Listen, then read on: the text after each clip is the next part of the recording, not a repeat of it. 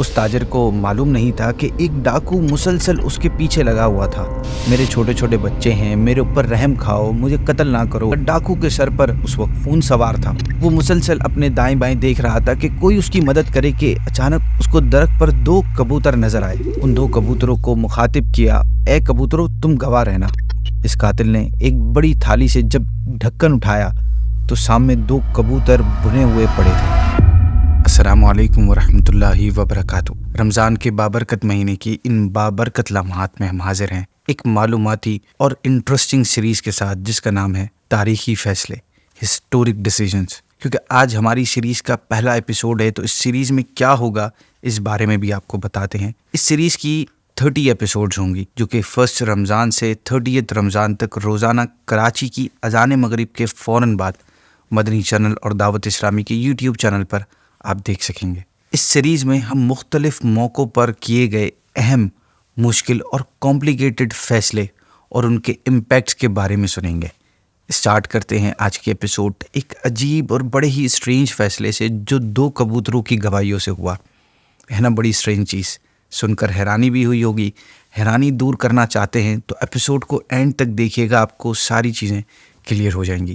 ناظرین، یہ اس وقت کی بات ہے جب شام اور عراق کی حدود علیحدہ نہیں ہوتی تھی، ایک ساتھ ہوتی تھی، اور موصل عراق کا ایک فیمس سٹی تھا۔ موصل سٹی سے ایک تاجر اپنے بعض مویشیوں کے ساتھ، گائے بکروں کے ساتھ، جو اس طرح کے جانور ہوتے ہیں، اس کے ساتھ حلب کی طرف روانہ ہوا۔ حلب دنیا کے قدیم ترین شہروں میں شامل ہے اور آج کل یہ شام کا شہر ہے جو الیپو کے نام سے جانا جاتا ہے۔ تاجر نے اپنا قیام ایک مسافر خانے میں کیا۔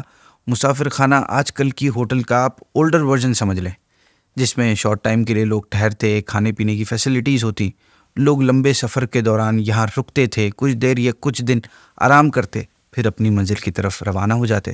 اس مسافر خانے کے قریب جہاں پہ وہ تاجر رکا ہوا تھا ان دنوں مویشیوں کا ایک میلہ لگا ہوا تھا۔ تاجر نے اپنے فوراً مویشی جلدی جلدی بیچے اور موصل کی طرف واپس جانے لگا۔ اس تاجر کو معلوم نہیں تھا کہ ایک ڈاکو مسلسل اس کے ساتھ لگا ہوا ہے اور اس کی نگاہ اس پر جمی ہوئی تھی۔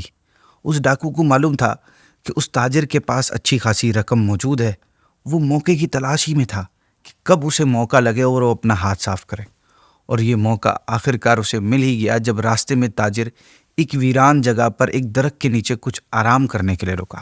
ڈاکو نے موقع پاتے ہی تاجر پر حملہ کر دیا، اس کی گردن پر اپنا خنجر رکھا اور کہا، جو کچھ تیرے پاس ہے نکال کر میرے حوالے کر دے۔ تاجر نے ادھر ادھر دیکھا کہ کوئی اسے بچا لے، شور بھی مچایا، مگر اس ویرانے میں، اس جنگل میں اسے کون اس کی فریاد سنتا، کون اس کو بچاتا۔ لہٰذا اس نے مجبور ہو کر اپنا تمام مال ڈاکو کے حوالے کر دیا۔ اب ڈاکو اسے قتل کرنے کے ارادے سے آگے بڑھا۔ تاجر نے کہا، مال تمہیں مل چکا ہے، اب مجھے تو جانے دو، میرے چھوٹے چھوٹے بچے ہیں، میرے پر رحم کرو، مجھے قتل نہ کرو۔ مگر ڈاکو کے سر پر اس ٹائم خون سوار تھا۔ اس نے تاجر کی ایک نہیں سنی، وہ مسلسل تاجر پر وار کرتا اور تاجر اپنے آپ کو بچانے کی کوشش کرتا۔ تاجر بالکل نہتھا تھا، اس کے پاس اپنی حفاظت کا کوئی سامان نہیں تھا۔ وہ بار بار اپنے لیفٹ رائٹ دیکھ رہا تھا کہ کوئی اس کی مدد کرے کہ اچانک اس کی نظر پر درخت پر پڑی۔ اس کو درخت پر 2 کبوتر نظر آئے۔ ڈاکو مسلسل حملے کر رہا تھا۔ اسی دوران اچانک اس تاجر نے ان کبوتروں کو مخاطب کیا، ان کو بولا اور کہا، اے کبوتروں گواہ رہنا، اے کبوتروں گواہ رہنا۔ 3 بار اس نے ایسا کہا اور یہ کہہ رہا تھا کہ آخرکار ڈاکو اس کو قتل کرنے میں کامیاب ہو گیا۔ قتل کرنے کے بعد اس کے الفاظ ڈاکو کے دماغ میں گھوم رہے تھے اور وہ اسے بڑے مزاحیہ اور بڑے طنز بھرے انداز میں دہرا رہا تھا کہ اے کبوتروں گواہ رہنا، اے کبوتروں گواہ رہنا۔ اس نے گویا اس کا ایک اس کے لیے جوک سا بن گیا تھا۔ ادھر اس تاجر کے اہل و عیال، گھر والے اس کی آمد کا ویٹ کر رہے تھے، اس کے آنے کا ویٹ کر رہے تھے۔ دن گزرتے گئے مگر اس کی کوئی خبر نہ مل رہی۔ چنانچہ اس کا بڑا بیٹا اپنے والد کی تلاش میں حلب گیا۔ وہاں اس کو بتایا گیا کہ فلاں تاریخ کو حلب آیا تھا، فلاں جگہ اس نے قیام کیا تھا اور فلاں کے ہاتھ اپنے مویشی بیچے، اتنی رقم وصول کی، اور چند دنوں بعد حلب سے کچھ فاصلے پر ویرانے میں کسی نامعلوم افراد نے اس کو خنجر کے وار سے قتل کر دیا اور ساری رقم چھین کر وہ فرار ہو گیا۔ تاجر کا بیٹا شہر کے حاکم کے پاس گیا، وہاں سے پھر قاضی کے پاس گیا، اپنے والد کے دوستوں سے ملا کہ کسی طرح قاتل کا پتہ چل سکے، مگر تمام تر کوششوں کا نتیجہ مایوسی کے سوا کچھ نہ ملا۔ وہ مایوس ہو کر واپس موصل آ گیا۔ وہاں کے والی سے ملا اور اس سے مدد کی ریکویسٹ کی۔ اس نے فوری طور پر حلب کے حاکم کو خط لکھا۔ ایک مرتبہ پھر قاتل کی تلاش شروع ہوئی، مگر ساری تحقیقات کا نتیجہ یہ نکلا کہ قاتل کا کوئی پتہ نہ چل سکا۔ تھک ہار کر گھر والے بھی صبر کر کے بیٹھ گئے اور اس کیس کی فائل کو بند کر دیا گیا۔ ایسے ہی جیسے ہمارے دور میں ہوتا ہے نا کہ جب لانگ ٹائم تک کوئی کیس کی ثبوت نہیں مل رہا ہوتا، اس کے حوالے سے کوئی گواہ نہیں ملتا، تو آخرکار اس کیس کو بند کر دیا جاتا ہے، ویسے ہی ہوا۔ وقت گزرتا گیا، دن ہفتوں مہینوں میں بدل گئے اور مہینے سالوں میں بدل گئے۔ نہ جانے کتنے حاکم اور والی تبدیل ہوئے، کتنے ہی نئے قاضی آئے اور رخصت ہوئے۔ تاجر کے اہل و عیال اور دوست بھی آہستہ آہستہ اس واقعے کو بھول گئے، مگر اس قصے کو ایک شخص نہیں بھولا، اور وہ شخص تھا جس نے اس تاجر کو قتل کیا تھا۔ جب بھی وہ دو کبوتروں کو ایک ساتھ بیٹھا دیکھتا تو اس کے الفاظ اس کے دماغ میں یاد آ جاتے کہ اے کبوتروں گواہ رہنا، اے کبوتروں گواہ رہنا۔ اب یہ شخص خاصا امیر کبیر شخص بن چکا تھا، بڑے موبے والا بن چکا تھا۔ ایک دفعہ کسی قریبی رشتہ دار کے ہاں دعوت تھی۔ کھانے میں بہت زیادہ لوگ تھے، جن میں شہر کے اعلیٰ حکام بھی شامل تھے۔ کھانا لگایا گیا تو سامنے مختلف قسم کے کھانے تھے۔ اس قاتل نے ایک بڑی تھالی میں سے جب ڈھکن اٹھایا تو سامنے 2 کبوتر بنے ہوئے پڑے ہوئے تھے۔ ناظرین، کبوتر کھانا ویسے تو حلال ہے اور اس کا گوشت انتہائی ٹیسٹی بھی ہوتا ہے، اور اس کے ساتھ ساتھ کئی بیماریوں کے علاج کے لیے بھی استعمال کیا جاتا ہے۔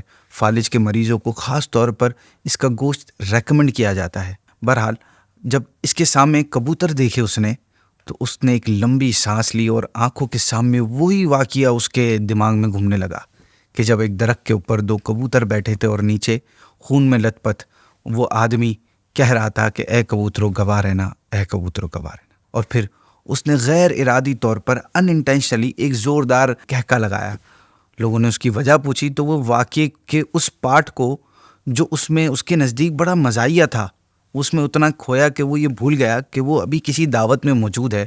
ہمارے ساتھ بھی شاید کبھی ایسا ہوتا ہے کہ ہم کسی واقعے میں اتنا زیادہ کھو جاتے ہیں، سم ٹائمز ہم اتنا زیادہ ایموشنلی اٹیچ ہو جاتے ہیں کسی چیز سے کہ جب اس بات کا تذکرہ چھڑتا ہے تو ہم بھول جاتے ہیں کہ ہم کون ہیں، کن کے سامنے بیٹھے ہیں، اور بس اپنے جذبات اور خیالات کا اظہار کر بیٹھتے ہیں۔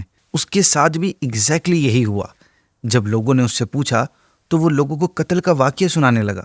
اس واقعے کا ایک ایک پارٹ بڑے مزے لیتے ہوئے ڈیٹیل سے سنایا، زبان نے کوئی چیز نہیں چھوڑی۔ لوگ شاکڈ ہو گئے اور شاکڈ ہو کر اس کی داستان سننے لگے۔ جیسے ہی اس نے واقعے کو کمپلیٹ کیا تو اسے ریئلائز ہوا کہ اس نے یہ کیا غلطی کر دی۔ سالوں سے جس واقعے کو لوگ بھول چکے تھے، اس کیس کی فائلیں تک بند ہو چکی تھیں، اس نے خود اس کا چرچا کر دیا، اس کا بیان کر دیا۔ مگر اب کہتے نا وہ تیر کمان سے نکل چکا تھا۔ چند گھنٹوں میں پورے حلب میں یہ واقعہ ہر شخص کی زبان پر تھا، اور حلب کے حاکم کو بھی اس کی اطلاع مل چکی تھی۔ اس نے فوراً اس شخص کو اریسٹ کرنے کا حکم دیا اور اس ڈاکو کے خلاف ایک نیا کیس درج کیا گیا۔ اس دعوت میں موجود لوگوں کو گواہیوں کے لیے طلب کیا گیا۔ سب نے اپنے اپنے بیان دیے۔ مجرم کو بلوا کر گواہوں کے بیانات سامنے رکھے گئے۔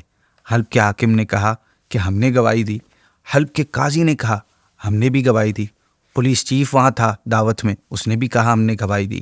وہاں پر موجود تمام لوگوں نے کہا کہ ہم نے گواہی دی، کیونکہ یہ تمام لوگ اس وقت دعوت میں شریک تھے۔ مجرم کے پاس اعتراف کرنے کے سوا کوئی چارہ نہ تھا، کیونکہ جتنی ڈیٹیل سے اس نے قتل کا واقعہ سنایا تھا اتنی ڈیٹیل اس قاتل کے علاوہ کسی اور کو پتہ ہو ہی نہیں سکتی تھی۔ لہٰذا لوگوں کی گواہیوں اور اس کے اقرار پر اس مجرم کو پھانسی کی سزا سنا دی گئی۔ اگلے روز صبح سویرے پھانسی کے منظر کو دیکھنے بے شمار لوگ جمع تھے۔ جب اس کی گردن میں رسی ڈالی گئی تو دیکھا گیا اس کی زبان پر یہ الفاظ جاری تھے، اے کبوتروں گواہ رہنا، اے کبوتروں گواہ رہنا۔ رسی کھینچ دی گئی اور لوگوں نے ایک مجرم کو کیفر کردار تک پہنچتے ہوئے دیکھا۔ ناظرین، اس مقدمے میں دنیا کی عدالت بلا شبہ عاجز آ گئی۔ وہ قاتل کا پتہ نہ لگا سکی۔ قاتل ایک لمبی مدت تک آزاد پھرتا رہا، مگر اللہ کی عدالت، وہ کہتے ہیں نا کہ اللہ کے یہاں دیر ہے اندھیر نہیں، اس کی عدالت کبھی عاجز نہیں آ سکتی۔ اس کا راز آخر ظاہر ہو ہی گیا اور مجرم کو بالآخر قانون کی عدالت کے سپرد ہونا پڑا۔ اسے کچھ دیر تو مہلت مل گئی، مگر آخر کبوتروں نے گواہی دے دی اور وہ اپنے انجام کو پہنچا، اور ایک مظلوم کی پکار کا جواب اسے مل ہی گیا۔ ناظرین، اسی کے ساتھ ہم آج کے ایپیسوڈ کو اینڈ کرتے ہیں۔ انشاءاللہ کل آپ سے اگلی ایپیسوڈ میں ایک نئے فیصلے کے ساتھ پھر ملاقات ہوگی۔ ہمیں اجازت دیجیے۔ السلام علیکم ورحمۃ اللہ وبرکاتہ۔